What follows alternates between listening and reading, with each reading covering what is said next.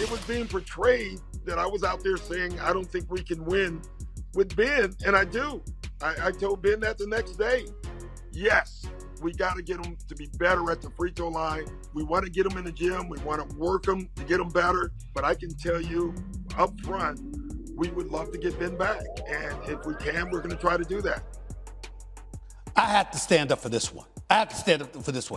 Because I got a lot still to say about this Ben Simmons situation going on with the Philadelphia 76ers. I got a lot of energy for you on this topic. And I'll be honest with you. The Brooklyn Nets are going to win the championship this season, in my opinion. They're going to beat the Los Angeles Lakers in the NBA Finals, okay? Barring injury, they're winning the championship with KD, Kyrie, and James Harden. And with all due respect to the Milwaukee Bucks, I'm saying that, all right?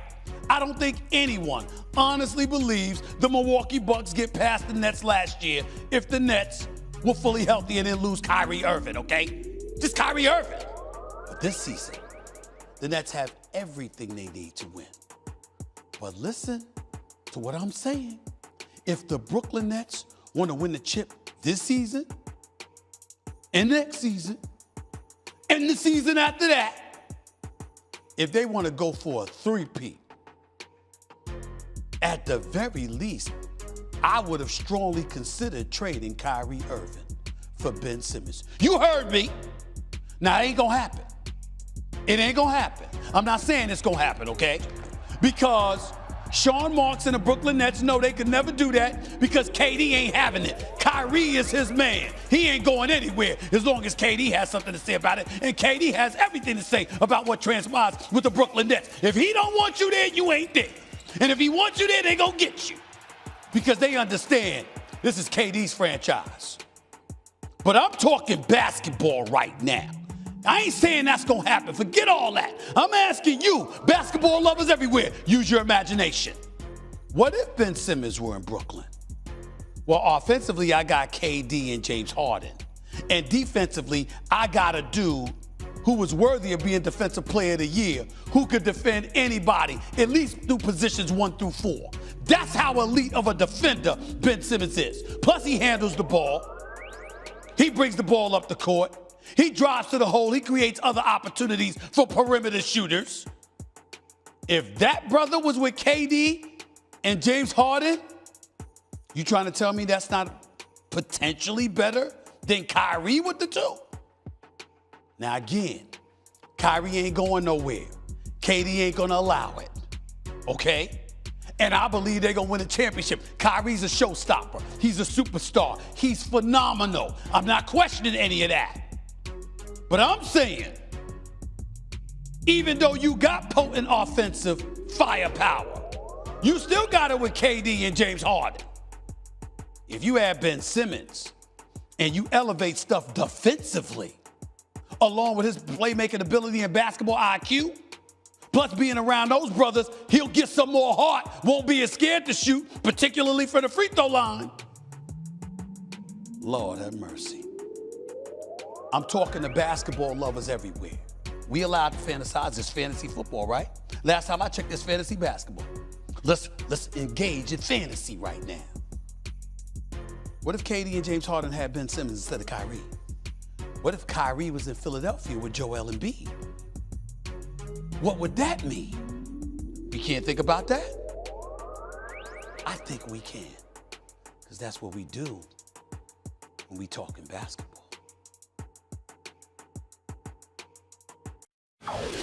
Kyrie is not here today. There's this law here in New York with health and safety protocols. Are you concerned about his availability at home games going forward? No. So you expect that not to be an issue? I expect it not to be.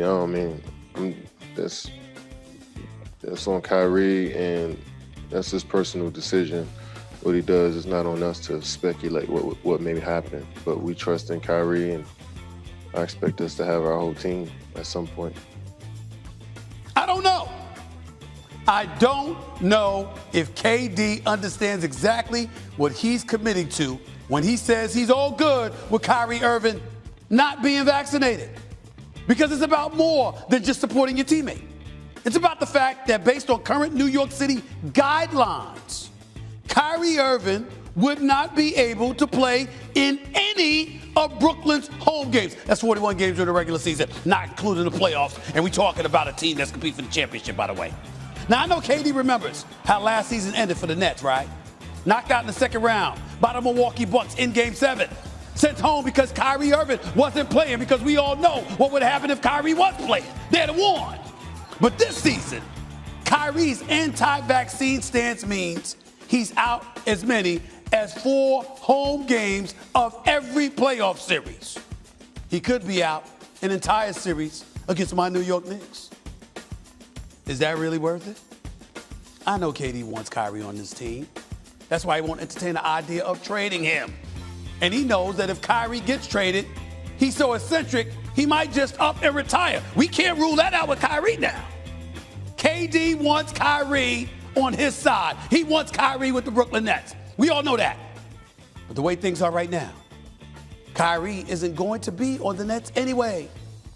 Not really. At least not for half their games. I said it last week about Andrew Wiggins and Golden State in regards to the vaccine. So I'll say it again with Kyrie Irving. Trade him. If he ain't going to take the vaccine and he can't play half your home games, trade him. How can you commit to any player, even one as magnificent and brilliant as Kyrie Irving, if he's going to miss half your games? How can you do that if you're trying to win a championship? KD is trying to be fair and open with his brother, Kyrie Irving, because he loves that brother. I get that. But he's also got to be fair to himself and the rest of his team, too. They're trying to win a ring, trying to win a chip. And right now, Kyrie Irving and his anti-vaccine nonsense is standing in the way. And the only reason I say nonsense is because it ain't about left wing, right wing, as Michael Irvin, the playmaker, said. It's about the ring. That's what you came to Brooklyn to get. All of this is just the latest distraction. Hell, a lot of us didn't want to take it. I didn't want to take it. But you got to do what you got to do. You got to do what you got to do. Sacrifices, y'all. Sacrifices. You've got coaches, administrators, arena officials, referees. Everybody's been mandated to be vaccinated, but the players, because you haven't reached an agreement with the union. And you standing up here knowing that New York and San Francisco are the 2 cities that said you don't play unless you vaccinated. You don't go to indoors. 2 cities and you, for now. And you ain't, and for now, and you ain't show up. Kyrie is a superstar. Box office. But if the American public is sitting back and going like this, you know what, he getting on my damn nerves. I'm sick and tired of this dude. We out here, millions of people losing their jobs. People have lost their lives and what have you. And you taking this stance or whatever, hell with it. The NBA is a private industry. I sit up there and look, y'all, you ain't vaccinated, you ain't playing. That would be me. That would be me. I'm just telling you. Yeah, you know, the privacy issue, I get. I don't really want to, unless it affects me, I really don't want to know anything about your personal. I'm just not in your business. None of my business. None of my business. Would you want to know if Stephen A. and I weren't vaccinated and you had to come do the show with us without a mask on?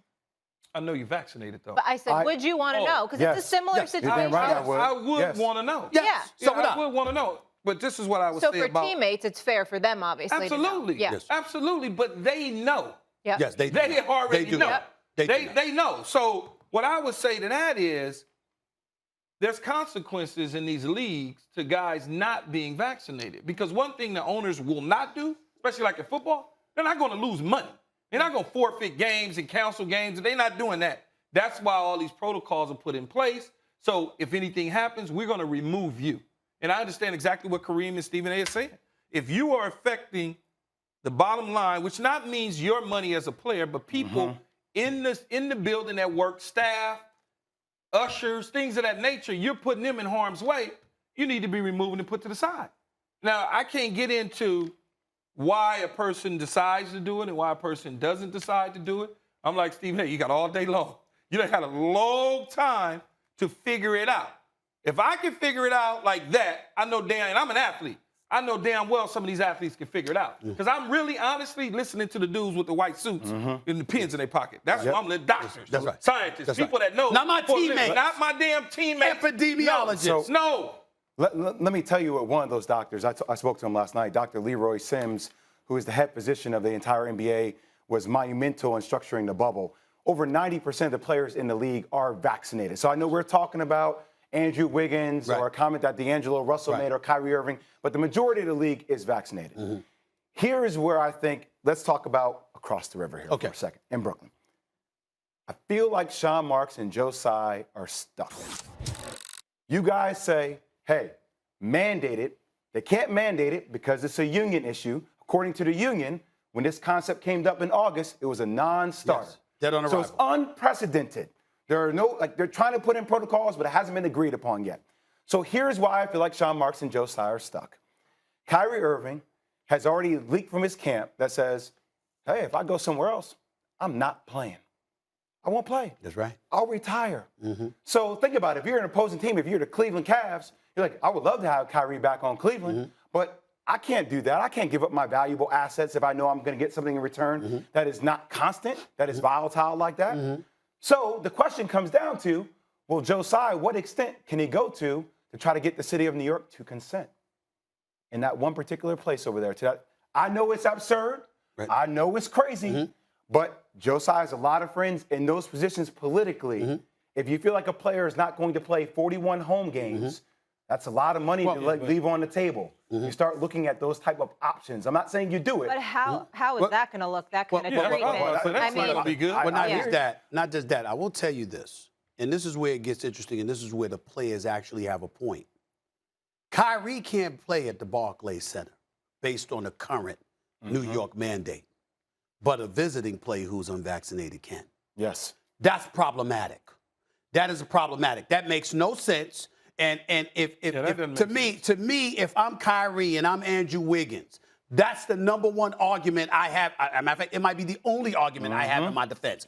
The fact that a visiting player who is unvaccinated can come and play in the arena at the Barclays Center. It feels hypocritical. Or San Francisco. That is hypocritical. That is an inconsistency that I would illuminate big time. And I would even, despite how who dropped the ball on that, though? I don't know. Well, I just know that the league rules in the city of San Francisco, city of New York, basically said, you reside in New York and you're not vaccinated, you can't play at the Barclays Center. But if you're visiting, then you can.